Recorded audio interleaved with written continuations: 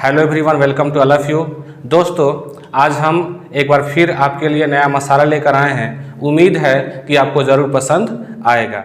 दोस्तों, आपको पता है कि अभी हाल ही में बिहार स्कूल एग्जामिनेशन बोर्ड द्वारा 10वीं का रिजल्ट जारी किया गया है।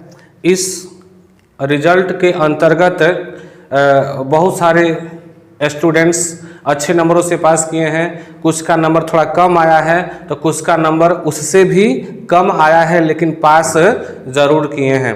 तो इसी कड़ी में बहुत सारे ऐसे स्टूडेंट्स हैं जिसका रिजल्ट तृतीय श्रेणी का प्राप्त हुआ है, यानी कि 3rd डिवीज़न से वो पास किए हैं। तो जो तृतीय श्रेणी से पास किए हैं स्टूडेंट्स, उनके मन में एक दुविधा है, एक सवाल है।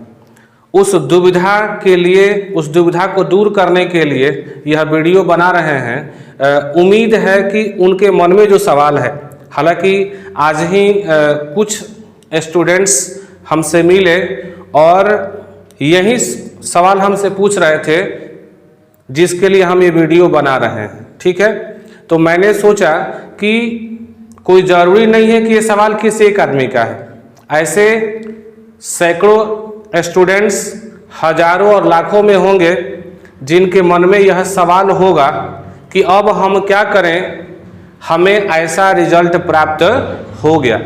तो ऐसे दुविधा को दूर करने के लिए यह वीडियो बनाया जा रहा है। उम्मीद है कि जिस साथी के मन में इस प्रकार का सवाल होगा, जो दुविधा होगी, वह इस वीडियो को देखने के बाद दूर हो जाएगी। ठीक है, आइए देखते हैं कि इसके अंतर्गत कौन कौन सी बातें हैं और जो दुविधाएं हैं उसको किस प्रकार से दूर कर सकते हैं। जैसा कि आप जानते हैं कि मैट्रिक का रिजल्ट 2023 अभी आया हुआ है। क्या लिखा था?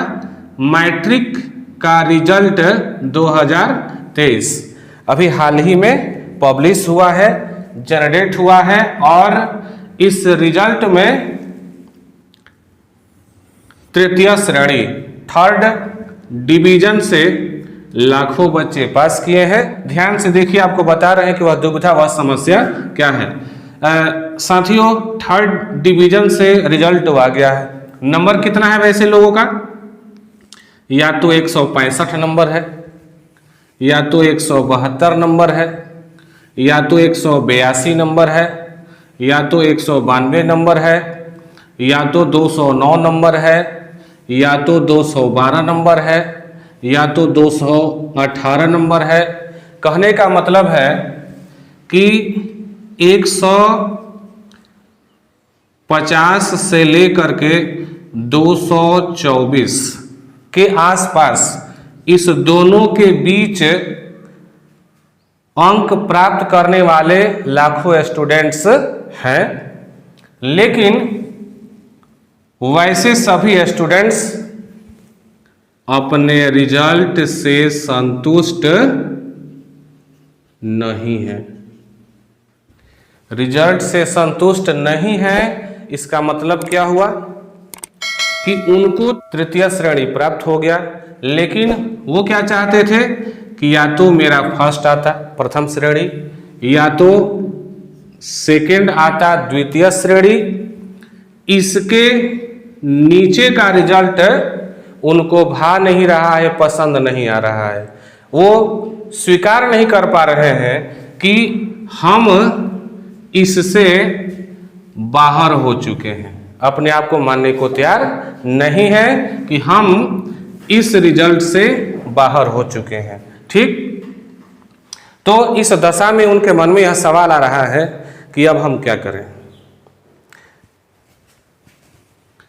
इसको पाने के लिए या इसको पाने के लिए हम दोबारा एग्जाम दें या अगले क्लास में चले जाएं। इस प्रकार की दुविधा है कि नंबर कम आया है तो हम इस एग्जाम को दोबारा दें या इतने नंबर को पा करके संतुष्ट हो जाएं और फिर अगले क्लास में नामांकन करा लें। दुविधा इस बात का है। इसी को देखते हुए यह वीडियो बनाया गया है। आइए देखते हैं कि दुविधा और कौन कौन सी है। तृतीय श्रेणी से तो पास कर गए, अब दुविधा क्या है देखते हैं कि एक दुविधा ये है कि वो चाहते हैं कि इस परीक्षा को दोबारा दोबारा एग्जाम देंगे। कब?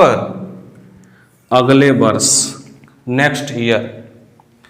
जो एग्जाम तृतीय श्रेणी से पास किए हैं वे स्टूडेंट री एग्जाम के फिराक में है, अगले साल दोबारा परीक्षा देना चाहते हैं। इस तरह का ख्याल मन में आ रहा है। ठीक, साथ ही साथ उनके मन में एक और ख्याल आ रहा है। क्या है भाई?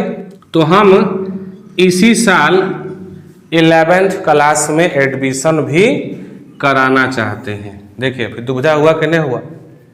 एक तरफ चाहते हैं कि ये रिजल्ट हमको मंजूर नहीं, ये रिजल्ट हमको पसंद नहीं, हमको तो इसके अलावा कुछ भी नहीं चाहिए, लेकिन प्राप्त क्या हुआ है?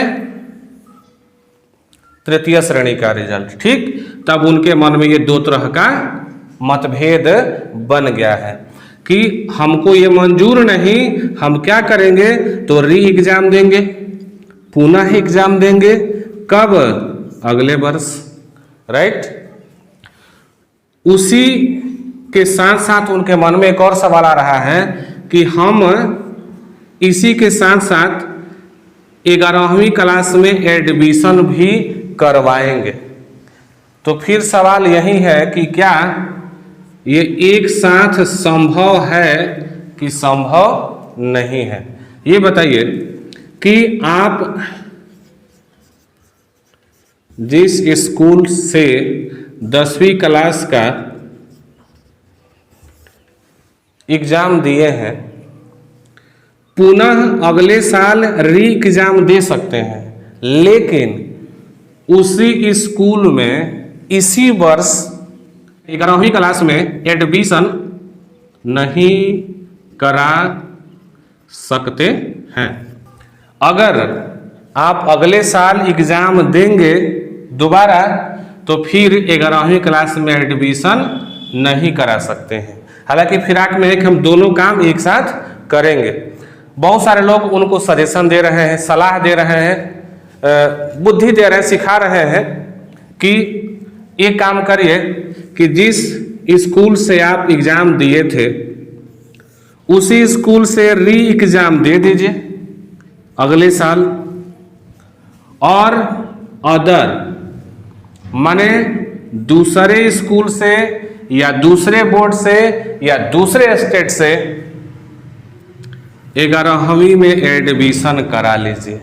कितना अच्छा बुद्धि सिखा रहे हैं। अच्छी बात है कि भाई जब नॉलेज हो तो उसका वितरण करना चाहिए।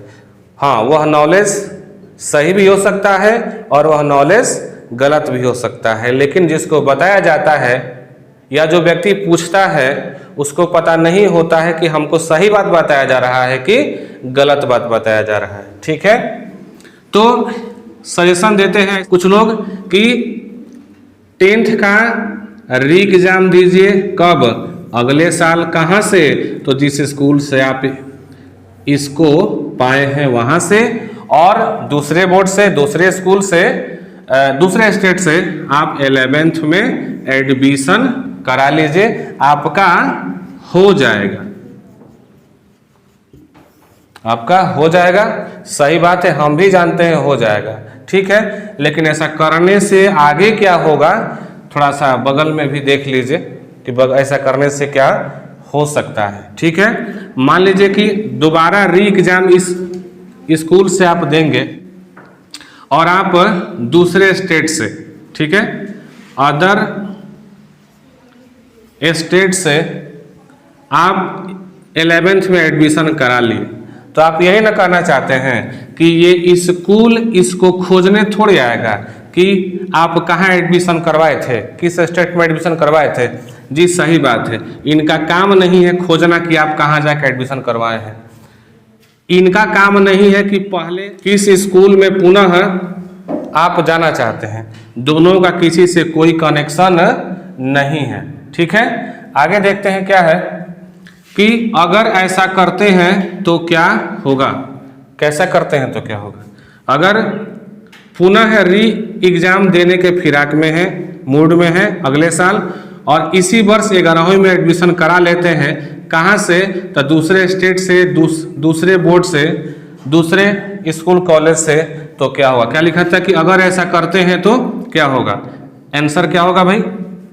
कि मान लेते हैं कि ऐसा करते हैं तो क्या होगा? चलिए, आपको यह डिवीजन प्राप्त हुआ है, राइट? आप दोबारा एग्जाम देंगे। दोबारा एग्जाम कब देंगे? अगले साल। अगले साल मतलब कब? 2024 में। मैंने माना कि आपको रिजल्ट प्राप्त हुआ 300, डिवीजन क्या मिला? फर्स्ट, ठीक है। 2024 में एग्जाम देंगे, दोबारा बता रहे हैं, नंबर पाए 300, राइट, डिवीजन पाए फर्स्ट। किससे? इस वाले से, री एग्जाम वाले से आप ये पाए हैं, ठीक। अगर आप दूसरे बोर्ड से आप 11th में एडमिशन करा लिए तो इसका एग्जाम कब होगा? तो अगर अभी आप एडमिशन कराते हैं 2023 में, तो 2025 में आपका रिजल्ट प्राप्त हो जाएगा पास का, राइट। किसका? 12th क्लास का, ठीक है। समझे क्या बोला? कि अगर आप अभी इसमें एडमिशन करवा लेते हैं तो आपको क्या होगा? 23 में एडमिशन करवाएंगे तो 25 में आपको पास का रिजल्ट प्राप्त हो जाएगा। आगे देखिए, 25 में आप रिजल्ट पा लिए, कितना? चलिए, मैंने माना कितना पाए हैं, 350 नंबर ला दिए। इस वाले में डिवीजन आपको फर्स्ट मिल गया, राइट। आप क्या हो जाएंगे? खुश हो जाएंगे कि चलो, हमको तृतीय श्रेणी प्राप्त हुआ था, हमने दिमाग लगा दिया, अच्छे अच्छे लोग जो हमें सिखाए, अच्छी बात, तो हम ये भी कर लिए और ये भी कर लिए, ठीक है। मैंने यहाँ तक माना आपकी बात, हाँ जी सही है, आपने ऐसा किया, कर सकते हैं। और जो लोग मन में सवाल रखे हैं ये, तो भी करें, आपके लिए बेहतर होगा। लेकिन सही क्या है, सामने ध्यान से देखिएगा कि ये जो पाए हैं किसके अनुसार? तो अभी जो थर्ड आए थे इसके अनुसार, और ये जो लाए हैं किसके अनुसार? इसके अनुसार, जो कि दोनों एक साथ कर रहे हैं, ठीक है। तो आप तो ये पा लिए, कहिएगा कि हम तो दोनों में फर्स्ट डिवीजन आ गए हैं, हम तो बहुत खुश हैं। लेकिन क्या ये संभव है?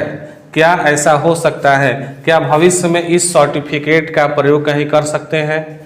जरा ध्यान से देखिए, आप कब एग्जाम पास करेंगे? तो 2024 में आप 300 नंबर ला दिए फर्स्ट डिवीजन, राइट। और इसके अनुसार 2025 में 350 ला दिए फर्स्ट डिवीजन। बड़ी आप खुश हैं, सही बात है, खुश होना भी चाहिए, क्योंकि आप अच्छे नंबर से पास किए हैं, 70% तक नंबर आया हुआ है। तो इसके अनुसार आप ला दिए 2024 में, आप इसको पास कर गए, और इसके अनुसार 2025 में पास कर गए। यहाँ क्या किए हैं? 10th पास कर गए, और यहाँ क्या किए हैं? तो आप 12 पास कर गए। अब एक प्रश्न मेरे तरफ से, वो क्या कि इस दोनों के बीच में कितने वर्ष का अंतराल पड़ रहा है? 2024 और 25, मात्र 1 वर्ष का। कितने वर्ष का अंतराल हुआ? ध्यान से देखिएगा, 2024 से 25, इसमें इसको पास कर लिए, इसमें इसको पास कर लिए, अंतराल कितने का हुआ? मात्र 1 वर्ष का। अब आप हम बताइए, ठीक है, कि 10th के बाद तुरंत 12 आता है, आके 11th भी आता है? अगर आप 24 में 10th पास किए तो 25 में आपका 11th होगा, और 2026 में आपका क्या होगा? 12 होगा, राइट। अब 1 साल के अंतराल में आप इस दोनों रिजल्ट को आप पाए हैं। भविष्य में कभी नौकरी के लिए अपना सर्टिफिकेट क्या करते हैं? प्रयोग करते हैं। क्या सोच के करेंगे? आप इसका यूज नहीं करेंगे, हम जानते हैं क्योंकि इसमें नंबर कम है, इसका प्रयोग करेंगे। तो सर्टिफिकेट का जब प्रयोग करेंगे तो ये बताइए, आप यही ना करेंगे कि 2024 में मैट्रिक का एग्ज़ाम दिए थे, पास किए थे अच्छे नंबरों से, और 2025 में 12th क्लास का एग्ज़ाम पास किए थे, तो क्या 10वीं और 12वीं के बीच में 1 वर्ष का अंतराल है, 1-2 वर्ष का होना चाहिए।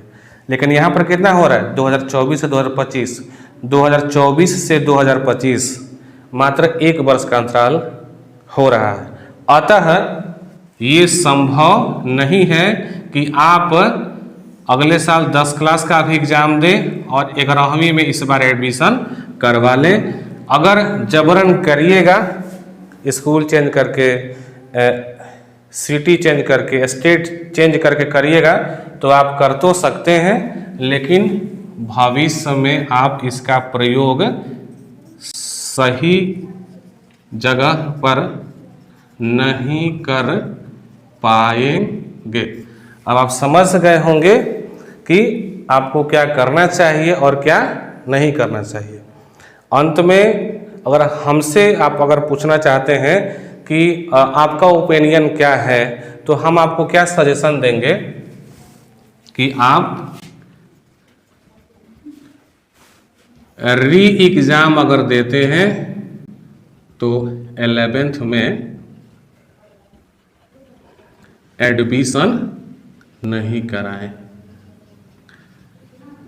ठीक, अगर आप 11th में एडमिशन कराते हैं तो आप